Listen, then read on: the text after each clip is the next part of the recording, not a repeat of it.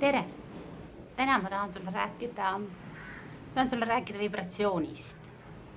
Et nagu väga palju räägitakse, et kõik on energia ja kõik vibreerib ja muud sellist, aga sellest hoolimata väga paljud meist ei saa aru, et mis siis ikkagi vibreerib ja mis on energia. Kõige lihtsamalt öeldes. Mina olen energia, sina oled energia, kõik meie ümber on energia, mis vibreerib. Millest asjad on tehtud? Molekulidest, aatomitest. Mäletad füüsikatunnis õpetati meile seda, et kõik vibreerib, energia on vibratsioon ja aatomid, molekulid, kõik seletati meile väga ilusasti lahti. Aga unustati mainida, et ka inimene vibreerib. Emotsioon on vibratsioon. Et ka tuju on vibratsioon ja see, mida me endast välja anname, mõte on vibratsioon ja nii edasi. Ehk siis füüsikatunnist, kui mäletad, millest ained koosnevad, ka inimene, siis on lihtne sealt aru saada, et me kõik koosneme molekulidest, kõik meie sees vibreerib ja kõik meie ümber vibreerib. Ja mida see siis meile annab? Kui me nüüd sellest oleme aru saanud, et kõik on vibratsioon, annab see seda, et kui avastati kvantfüüsika, siis kui te olete kuulnud, kvantfüüsikas on väga ilusasti ära selgitatud, et ka inimeste vahelised suhted, meie unistused, kõik, mis meie mõtetes liigub, kõik on vibratsioon. Mis põnev asi on muidugi, õpetatakse ka seda, et on võimalik minevikku kustutada ja seda reaalsete näidete varal. Sõna ma seda ei puuduta. Küll aga tahaks teile rääkida ühest minu arust täiesti sensatsioonilisest avastusest, mis on maailmas leidnud liiga vähe arusaamist, liiga vähe kasutamist igapäevaelus. Öeldakse, et geniaalsed asjad on lihtsad. Ja just see üks geniaalne lihtne asi on Jaapani teadlane Emoto Masaru. Tema tegi väga põnevaid katseid, sadu katseid ja avastas, et kui ta külmutas vett, siis veekristallid on erinevatest kohtadest võetud veel. Veekristallid on erinevalt mõjutatud veel. Ta tegi erinevaid katseid ja ta kuidas näiteks Mozarti muusika mõjutab vett selliselt, et veekristallid on imeliselt ja kasvavad kaunilt. Ja ta tuli välja lõpuks selle avastusega ja tema raamat Veesõnumid on väga paljudesse keeltesse ka tõlgitud. Mis aga naljakas on, et meie inimestena ei saa ikka veel aru, mis see tegelikult tähendab.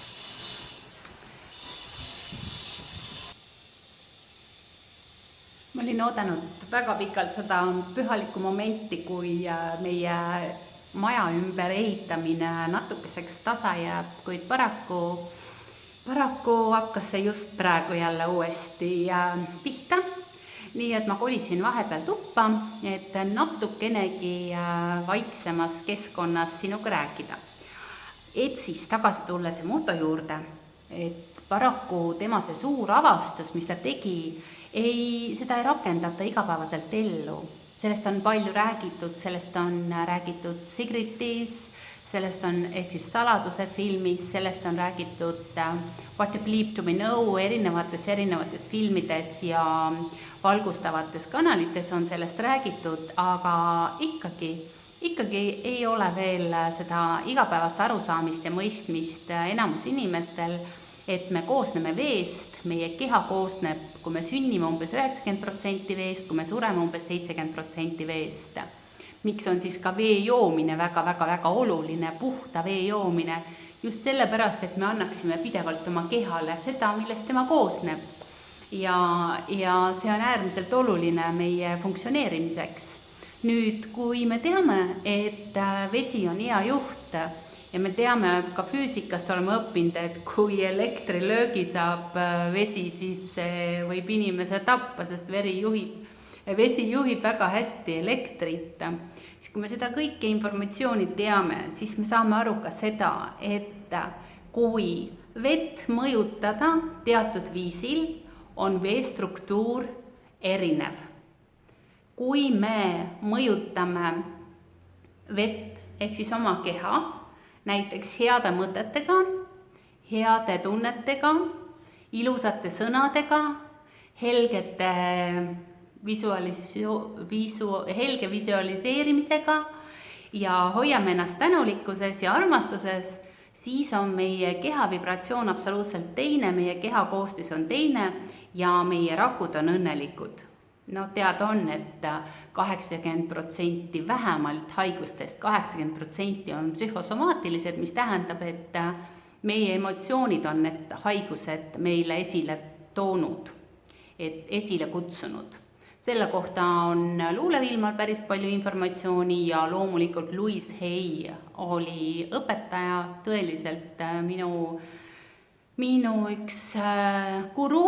Ma ei saa ütelda, et ma olen väga selline inimene, kes jookseb gurude järgi, aga pean ütlema, et tema õpetused ja see viis, kuidas ta infot edasi andis, oli nii imearmas ja ta alustas seda kõike peale 50. eluaastat. Nii et ei ole kunagi hilja hakata panustama maailmale.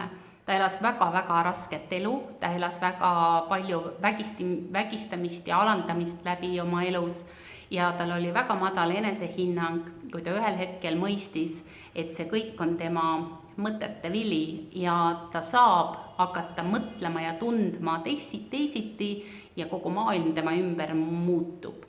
Seepärast olen ka mina oma kõik koolitused üles ehitanud sellel mõttel, et mõtle, milline on helin sinu sees. Kas see helin sinu sees sobib selle muusikaga sinu ümber, mida sa soovid? Et milline võiks olla see muusika, mis on õnneliku maailma muusika? Ja nüüd mõtle oma helinale enda sees, ainult sina saad seda muuta. Nüüd siia selle meie koolituse alla kasti infosse ma panen kindlasti sulle lisainformatsiooni, ma panen mõne Emoto huvitava katse ja kirjutan natukene lahti, mida ta tegi ja miks ma temast nii väga lugu pean ja soovitused loomulikult ka Louise Hay teadmistele.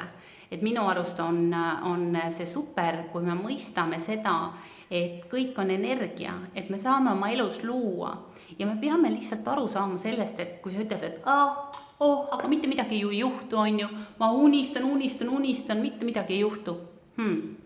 Üks asi on see, mida sa unistad, teine asi on see, mis on tahe selle taga, ehk siis tahe on see, et intention inglise keeles, see on see, mis kõige rohkem loeb.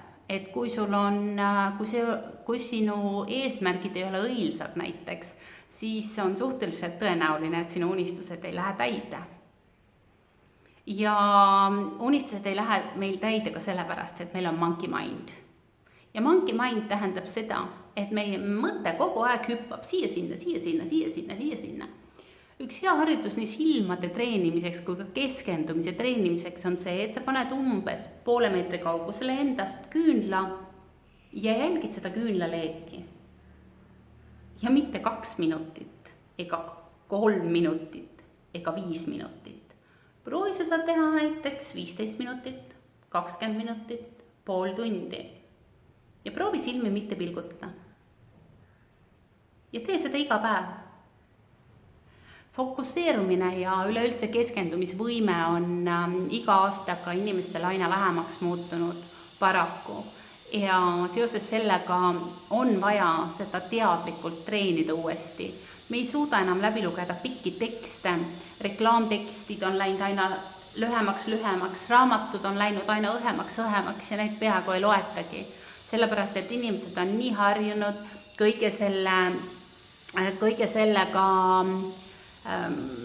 kõige maailmas olevaga kiiresti kurssi ennast viima, kõik on visuaalne, kõik on pildiline ja me ei suuda enam keskenduda, infot on liiga palju, infomüra on liiga palju. Et siis palun jäta meelde, selline nagu on helin sinu sees, on helin sinu ümber ja mõtle, millist helinat sa enda sees hoida tahad. Tea seda, et iga sinu mõte loob sinu reaalsust ja kuhu sa paned oma fookuse, kuhu sa keskendud, seda sa kasvatad. Keskendud vihale, kasvatad viha. Keskendud armastusele, kasvatad armastust. Keskendud tänulikkusele, keskendud kõigele heale ja tänulikkust ja head tuleb sinu ellu juurde. Kindlasti vaata ka Emoto riisitesti, proovi seda ise kodus järgi teha, lastega on seda väga kihvt teha. Proovi seda kodus järgi teha ja sa saad aru, et inimene on sotsiaalne, isegi riis on sotsiaalne. Kui riisiga räägiti ilusasti, siis riis läks mõne nädalaga, ta läheb, kuidas ma ütlen, meeldivalt hallitama. Ehk siis tal on hea lõhn, endiselt, kui riisiga räägiti halvasti, siis ta läks koledaks ja mustaks ja kui riisi ignoreeriti, siis oli tulemus kõige hullem. Aga ma panen selle testi sulle siia, ma tean, et Eestis ka päris mitmes lasteaias prooviti seda testi ja see on minu arust väga õpetlik ja huvitav. Nii et helise kaunilt, aitäh sulle, näeme jälle. Nägemist!